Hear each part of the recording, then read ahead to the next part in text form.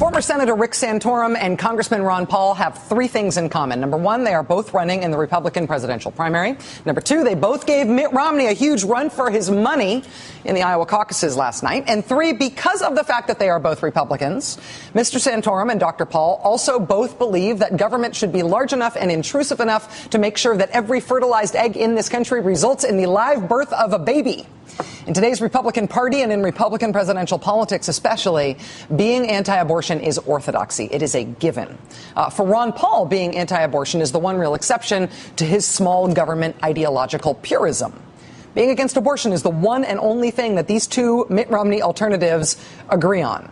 But on every other policy issue of substance, Rick Santorum and Ron Paul are total opposites. They are oil and water, black and white, carbohydrate and fat. Rick Santorum believes that it is the proper role of government to determine the purpose for and meaning of every American's sex life, for example.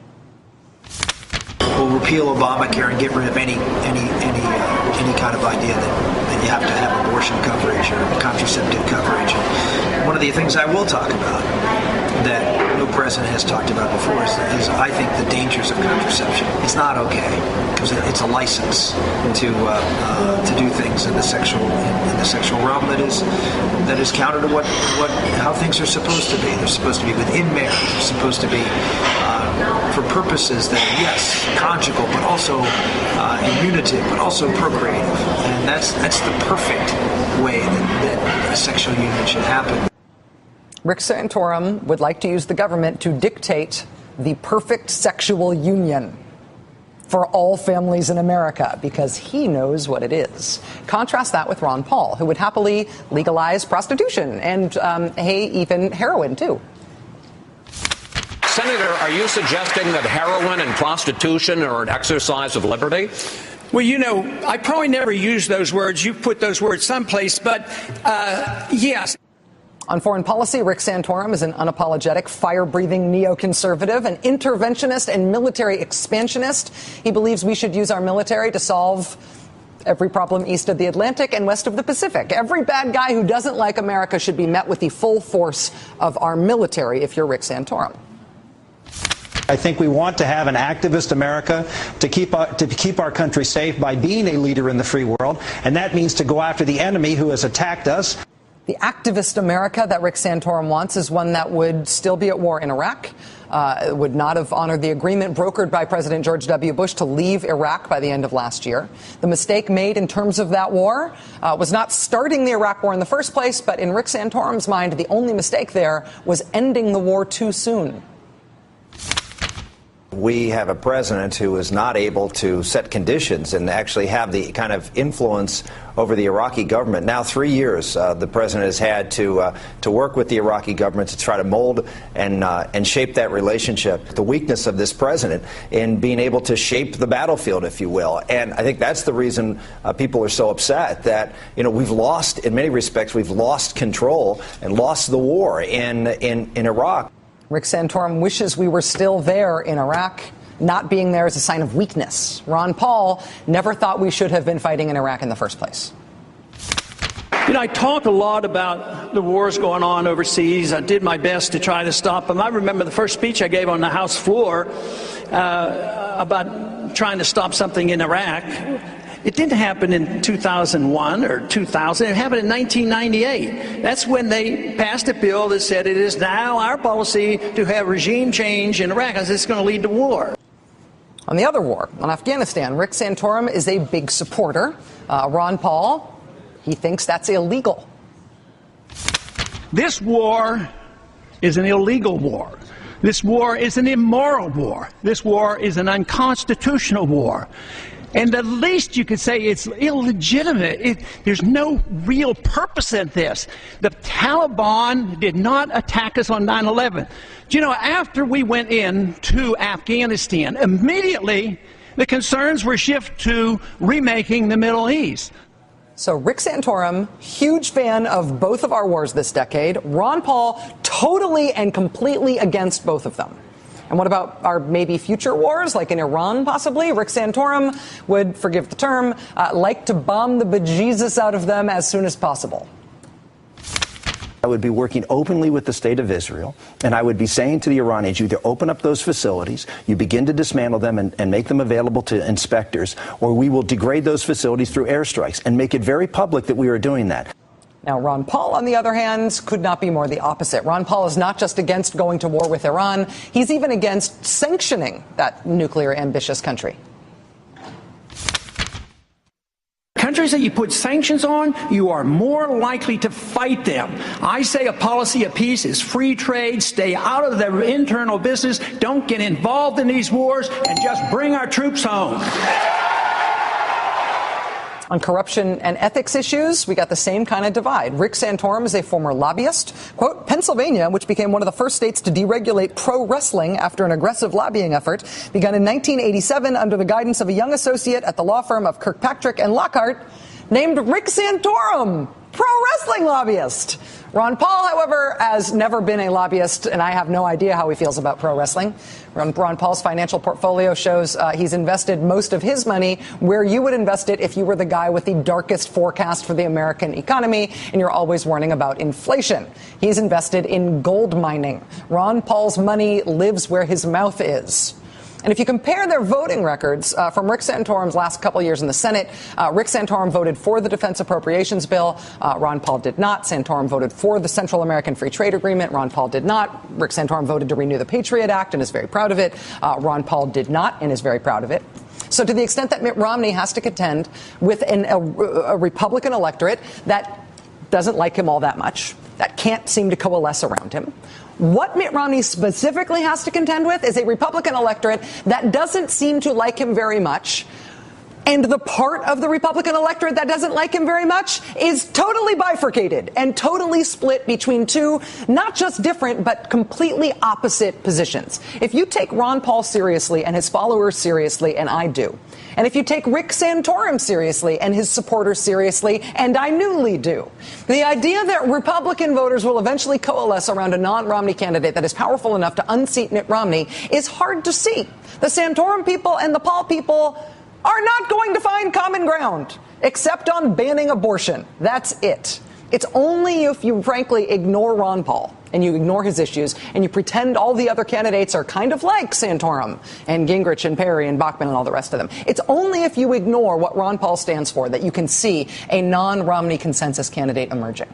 You have to wish the Ron Paul thing away in order to believe that. Joining us now is Michael Steele, MSNBC contributor and the former chairman of the Republican Party. It's great to see you. It's good to be back. Happy New Year. Thank you. I see you're a firebrand as ever.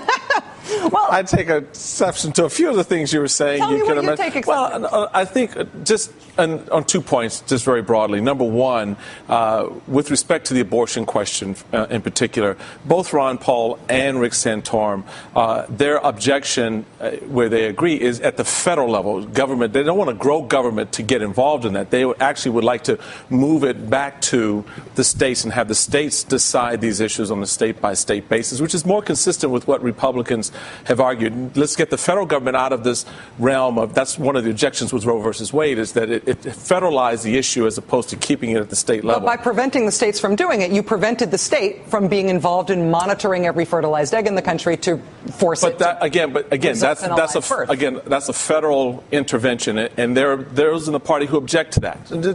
Just to put that there. But you get my point, though, that a big intrusive state government is still a big intrusive government. Well, exactly. But that big intrusive state government answers more directly to the people who elect those officials and have a way of saying and putting on the table what they want versus what they don't want, much more than you do at the federal level. Because the federal level protects rights, right? Well, at the federal level, the Constitution. So do states. But remember, you can't negate the 10th Amendment. And so you cannot take away from the states the ability to regulate and make decisions that are closest to the people, because that's what the people want or don't want. Should the states have the right to make a decision about what types of people are served in private businesses? Well, now you're talking about mixing the private sector and the federal and the state and the government sector. But if a state wants to, if a private business wants to say, you know what, we don't serve a specific kind of people here, we're going to make that decision. If it's like a private country club? Yeah, sure they can. That's 1964 Civil Rights Act was a bad idea? No. See, now you've leapt to something that is inconsistent. It's not saying that that's a bad idea because this group of people who have this private club over here don't want to do that.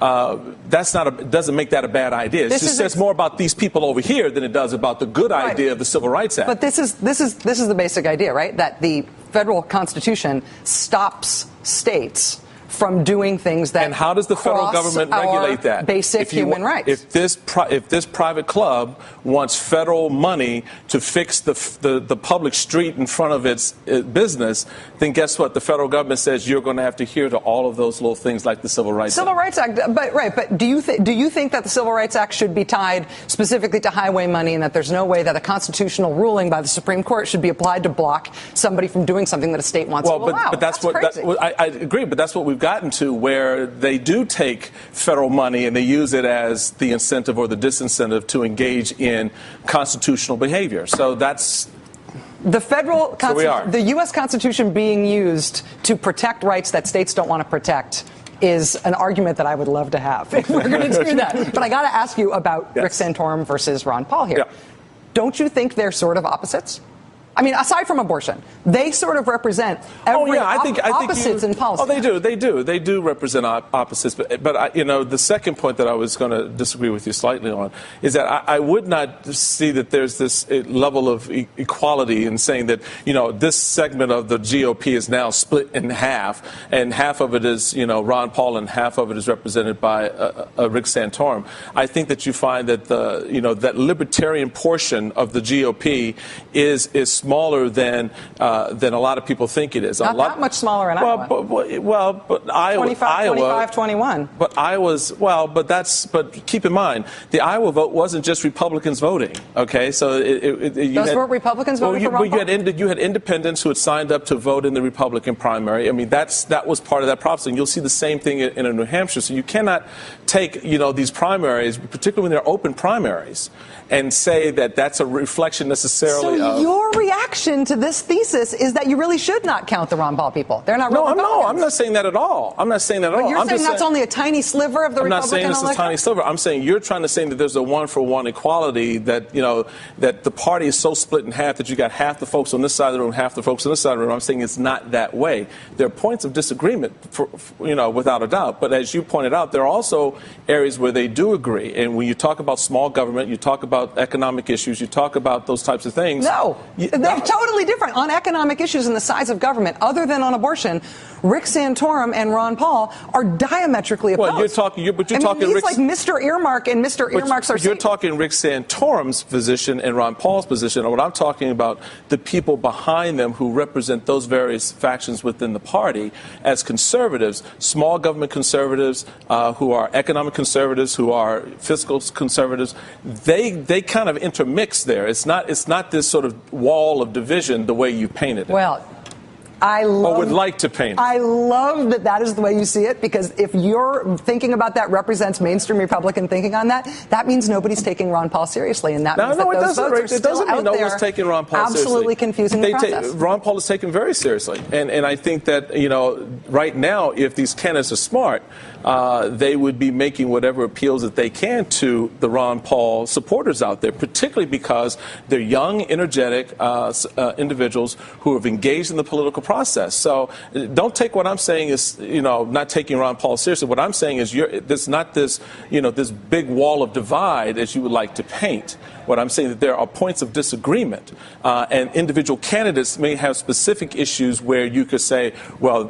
he wants to be on earmarks and he's not for earmarks, but that's not necessarily what the grassroots are saying. I just think there's no coalescing around a non-Romney candidate anytime soon, but we are going to have many further opportunities to talk about it. I think they need to have a meeting. I bet they are. Nobody's going to invite me, but if they invite you, will you tell me what happens? You're not inviting me either. Okay. Michael Steele, former Republican Party chairman. They may not be inviting you, but I'm so happy that you work here. Thank you for being here. It's good to be back with you. It's great to see you again. Happy New Year. All righty.